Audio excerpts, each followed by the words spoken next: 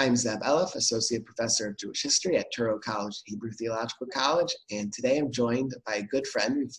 We started Brandeis at the exact same time, studying under Professor Jonathan Sarna. Geraldine Gudefin is the Golda Meir Postdoctoral Fellow at the Hebrew University of Jerusalem in the Department of Jewish History and Contemporary Jewry.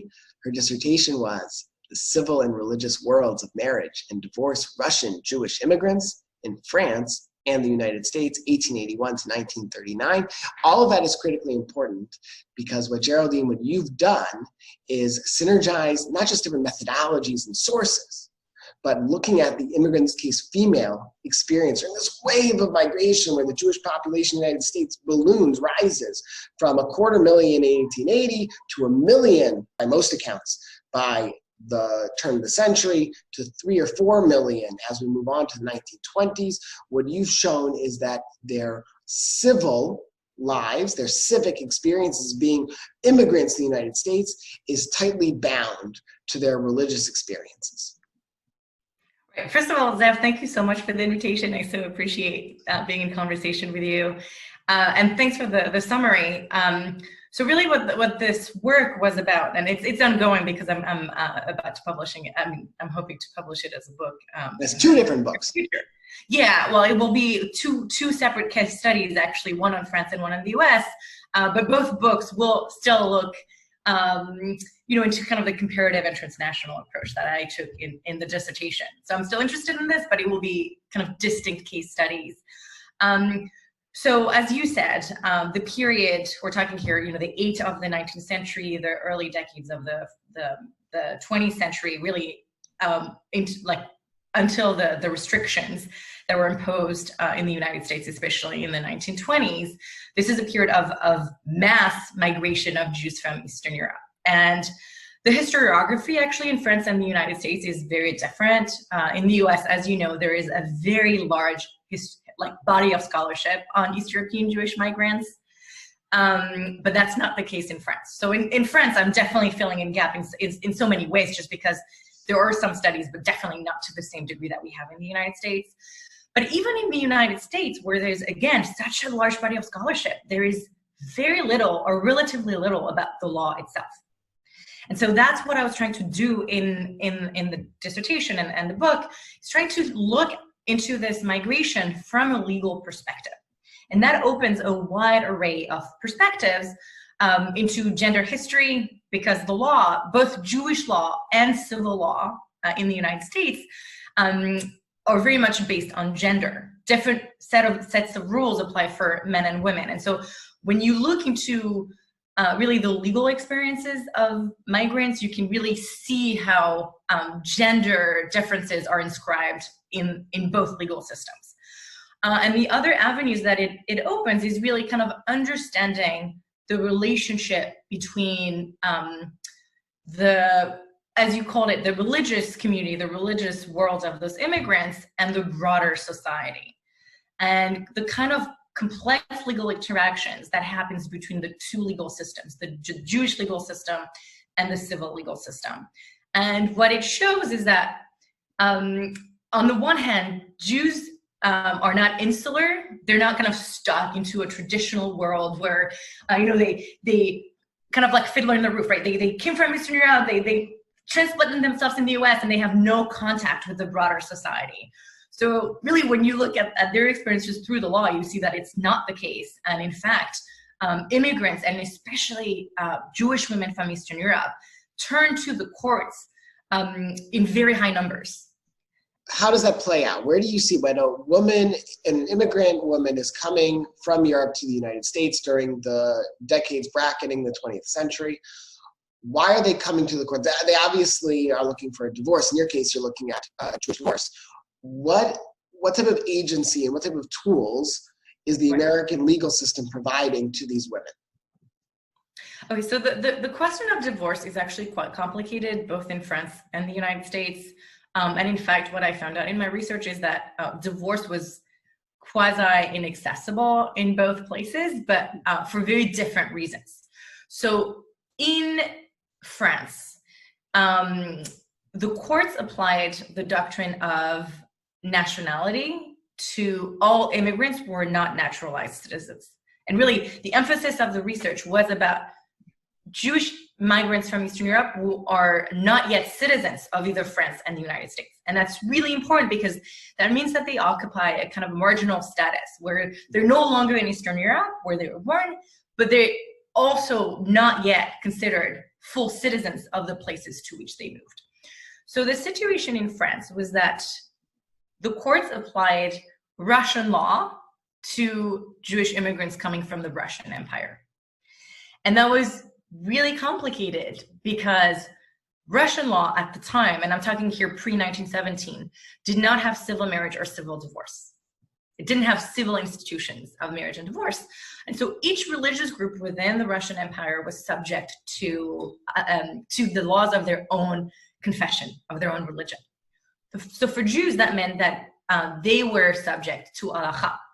And kind of regardless of their levels of observance and what their personal feelings were about religion or the Jewish community. That was just their legal status in Russia.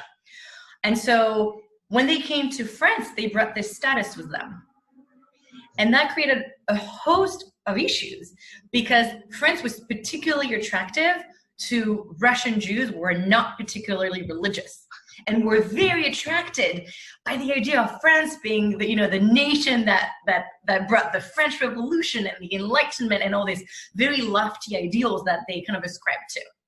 And so these people came to France and many of them married civilly. And that was not an issue because most societies at the time were very much encouraging of marriage, but not so of divorce. So they had no trouble getting married at City Hall and getting those marriages recognized. But I found numerous cases of these very Jews who later on tried to divorce through the civil legal system. And they would not have been able to divorce through halakha anyway because they were not even married through halakha. Again, as I said, they came to France because they did not identify with halakha. They occupied a marginal space in France, but also in Jewish law. Exactly. Yeah. Exactly. They're marginals at so many levels. So they try to get a divorce and really until 1905, civil courts would grant them the divorces, but before doing this, they would examine what the grounds were for divorcing according to Jewish law, which is very counterintuitive because when you think of France, you think about kind of France trying to impose laïcité, French secularism, and it's very hard to imagine courts in the early 20th century applying a confessional framework for deciding whether to grant divorces to migrants. But that changed in 1905 with the law separating church and state in France. And from that point on, French judges became very reluctant to meddle into religious matters, and they said, well, pretty much your legal status in Russia makes it that only your rabbi can supervise a divorce. And so we can't kind of substitute, and the language that they use is we cannot substitute our authority to that of a religious authority. And so pretty much from that point on, Russian Jews who had been married civilly in France are being told by the courts that they cannot get divorced. Okay. So really the main reason why Russian Jews in France could not get divorced for about like two to 3 decades was a combination of, on the one hand, the application of the doctrine of nationality, so the application of their legal status in Russia, combined with a very kind of narrow understanding of what the separation of church and state entails. And how did that compare with the American situation? So that brings me to the US case. The US case is totally different because in the US, as in Anglo-Saxon law, what the legal status of immigrants who are not naturalized is that it's really shaped by the doctrine of domicile. So domicile, the place where you reside, is far more important than the place where you come from. Mm-hmm. And those legal differences in themselves are significant because they reflect very different understandings of what is the role of migrants in the societies and how should the legal systems relate to people who are newcomers and have not yet been naturalized. And so the American system is far more inclusive of immigrants. And I'm not saying there's no moral judgment here because in many ways inclusive means also pressures to Americanize it, but it's just a very different understanding of the law. But the reason why it was very hard to get a divorce was that in many ways, the legal system was shaped by a Christian understanding of divorce, of marriage and divorce. And even though in Protestant countries it is far easier to get a divorce than in Catholic countries, there were still many restrictions on divorce. And the main place where really the bulk of my study took place is New York City, because it was really the kind of the place that received the bulk of immigrants before they kind of dispersed throughout the US. And New York had a very, very restrictive set of rules regarding divorce. And the only ground for divorcing at the time was adultery. And there was ways to get around this, but it was very expensive. So you have all kinds of stories of people who kind of navigate, and I'm not talking Jews here, just Americans broadly, who try to kind of get a divorce even though adultery was not necessarily in play in their relationship, by hiring detectives and faking adultery to make sure that they would be able to get a divorce. But that was, of course, very expensive to do. Getting someone to make up stories and hiring a detective and all this and all that. And the other reason was that divorce occurred through the New York Supreme Court, and the proceedings were very expensive. So the truth is that it was really out of reach for most migrants, as it was for poor Americans. So most people didn't have access to divorce. I imagine it costs so much money to relocate. You had your entire savings exhausted. In our time, I think when it's $10,000 to $20,000 to move a person, they didn't have anything left for the divorce. Right. So for this very reason, most people did not even consider it. But what's really interesting is even though de facto divorce was out of reach in both places, the reasons for that are vastly different. And I think that people experience their inability to divorce very differently in France than in the United States. Because again, as I said, it was not a Jewish story or Eastern European Jewish immigrant story that these migrants were not able to get a divorce in the US. They understood that it had to do with poverty rather than coming from a particular legal system. Whereas in France, and I've seen this in numerous sources, there was definitely a clear sense that the court system was signaling to them that they were not welcome. And that they didn't belong to the society to which they had moved, even when they themselves had really made the effort to kind of integrate into the civil legal system by getting married, by seeking a divorce through this very system. So I think subjectively, it was a very different experience for these two migrant groups in these two places. So if the reasons for the capacity for divorce in the United States, particularly in New York, were hung on more focusedly socioeconomic forces, how did that play with their religious experiences for these women? Right.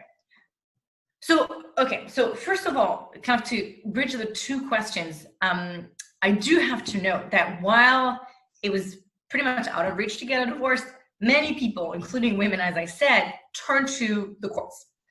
And in the case of women, they turned to the courts not so much to get a divorce, but largely to sue their husbands on mainly on two grounds: either bigamy or abandonment, desertion. And you see really like a plethora of women bring cases against their husbands. And there's even evidence that some women came from Eastern Europe and found themselves in court within days of coming. So, and I'm actually writing an article about this, but it suggests to me that this legal knowledge, and it was faulty, it was defective, it was definitely not necessarily sophisticated legal knowledge, but there was an understanding that you could kind of try to seek redress in secular courts, in American courts, and this knowledge pre-existed migration. Wow. So I've seen really evidence of this. So many cases of women were in court within 2 days of coming into the US. So, through correspondence, word of mouth, women in Eastern Europe were kind of aware of what they could attempt to do in courts. They often did not succeed, but they tried. And I also found numerous cases of women who, in court, say that they've come to the US specifically to obtain a get, to obtain a Jewish divorce. Because as this story is very familiar to immigration historians, especially American Jewish historians. There was a deferred timing for Jewish migration that was based on gender. So typically, men would come to the U.S. Before the wives and children, kind of to test the grounds, to see if they could earn a living, and sometimes that physical separation could last years. Yeah. So the husband was in the U.S. It's Yekel. It's pretty much Abkahan's story, right? Yeah. So sometimes this separation stretched for a very long time, and during that time, men reinvented themselves. They had new romantic relationships. They didn't tell their new partners that they were still married, and often they had children with those second wives. And so what happened is that many women, were left in Eastern Europe, realized at some point that their husbands had pretty much disappeared. They were no longer sending money. They could no longer rely on their support. And many wanted to formally end the marriage, the Jewish marriage, so that they could potentially remarry, potentially have the support of a new male partner, et cetera, et cetera, et cetera. The problem is when the husbands disappeared, it was very hard to actually organize it so that you could receive a Jewish divorce. So what's really interesting in the cases of these women is, first, at least according to their narrative, their primary reason for coming to the United States was to get this divorce. And the other thing that's really interesting is that in the search for their husbands, or in the search for justice, in this very complicated, messy spousal relationships, they at some point turn to the legal system. And oftentimes they turn to the legal system to seek financial support from their husbands. But what I'm showing actually in the article is that oftentimes they were not necessarily interested in completing the litigation process, but what they were really interested is kind of starting proceedings to put pressure on their husbands and to have community members put extra pressure on the husbands. So it's a very kind of complex and sophisticated way of using the legal system. And it shows, again, that these women were still very entrenched in an anarchic milieu, still imagine the secular state to be able to help them in the process of kind of rearranging their marital relations. Thanks for clicking and learning. And here are some links to related videos. And subscribe. Don't miss out to making meaning of the past in the present for the future.